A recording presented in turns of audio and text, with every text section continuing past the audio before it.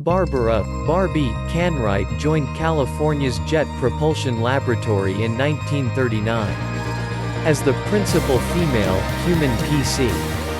Her activity was to compute anything from what number of rockets were expected to make a plane airborne to what sort of rocket forces were expected to move a shuttle. These estimations were finished by hand, with pencil and chart paper, frequently taking over 7 days to finish and topping off 6 to 8 scratch pad with information and recipes. After the assault on Pearl Harbor, her work, alongside that of her for the most part male partners, took on another importance. The military expected to lift a 14,000-pound plane into the air. She was answerable for deciding the push-to-weight proportion and looking at the presentation of motors under different conditions. Given the measure of work, more PCs were recruited, including 3 ladies: Melba NEA, Virginia Prettyman and Macy Roberts. Macy Roberts was around 20 years more established than different PCs working at JPL, coming to designing further down the road. She was careful and driven, ascending through the positions and turning into an administrator in 1942. When entrusted with working out her group, she settled on the choice to recruit just ladies. Accepting men would sabotage the union of the gathering and not take course well from a lady. Roberts set a trend for future female chiefs who made it their business to enlist ladies, regularly taking a risk on young ladies directly out of school. Helen Ling was one such administrator who emulated Roberts' example. Ling effectively employed ladies who didn't have designing instruction, urging them to go to night school. When maternity leave didn't exist, pregnancy could be inconvenient to a lady's profession. It took managers like Ling to consider some fresh possibilities. Path comparatively radical. She offered her workers her own variant of unpaid maternity leave, rehiring them after they had left to conceive an offspring. Barbara Paulson started working at JPL in 1948, while figuring a rocket way took throughout the day. On January 31, 1958, she assumed a job in the notable dispatch of the JPL assembled Explorer 1, the primary effectively propelled satellite by the United States.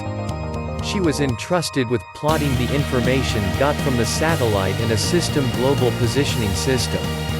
It was Paulson and her kindred human PCs that hand-diagrammed America's passageway into the space race. Paulson left JPL to have her first girl, and gratitude to Ling's informal unpaid maternity leave, returned in 1961.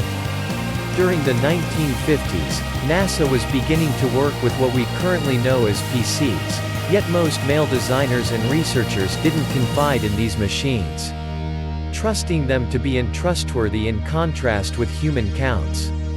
Excusing PC programming as ladies' work, the men gave the new IBMs to the ladies of JPL, furnishing them with an interesting chance to work with and figure out how to code PCs.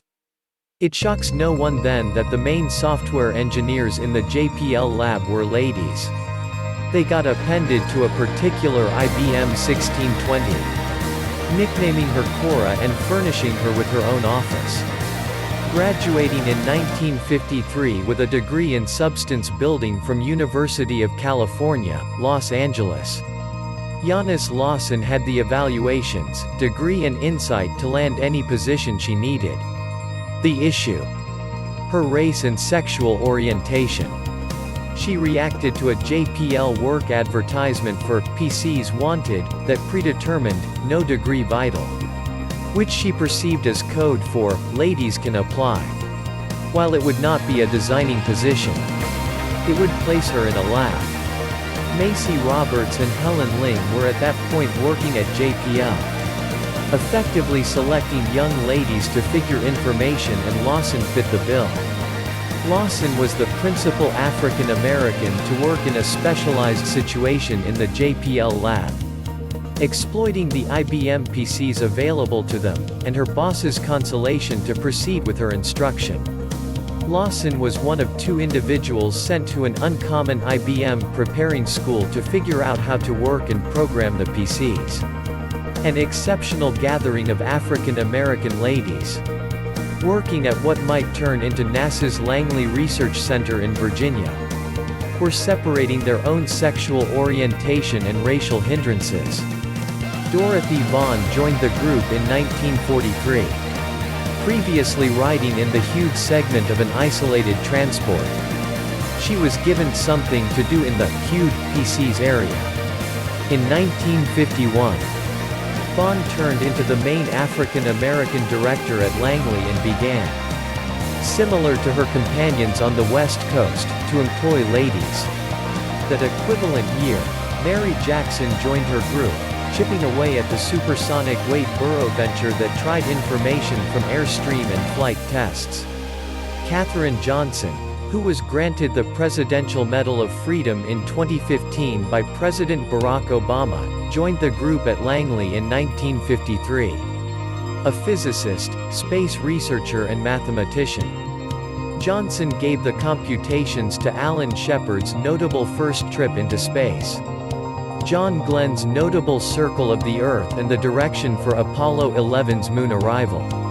One of the soonest human PCs despite everything works at JPL. Presently 80 and NASA's longest-serving female worker. Sue Finley was initially employed in 1958 to take a shot at direction calculations for rocket dispatches, and is currently a product analyzer and subsystem engineer. She is presently taking a shot at NASA's strategic Jupiter. Her heritage, and that of the other early human PCs, is actually written in the stars. It was the cautious and exact handmade estimations of these ladies that sent Voyager to investigate the close planetary system, composed the C and C++ programs that propelled the primary Mars Wanderer and helped the US put a man on the moon. In spite of the fact that infrequently found in the well-known photographs of NASA's strategic, these early human PCs contributed vastly to the achievement of the United States space program.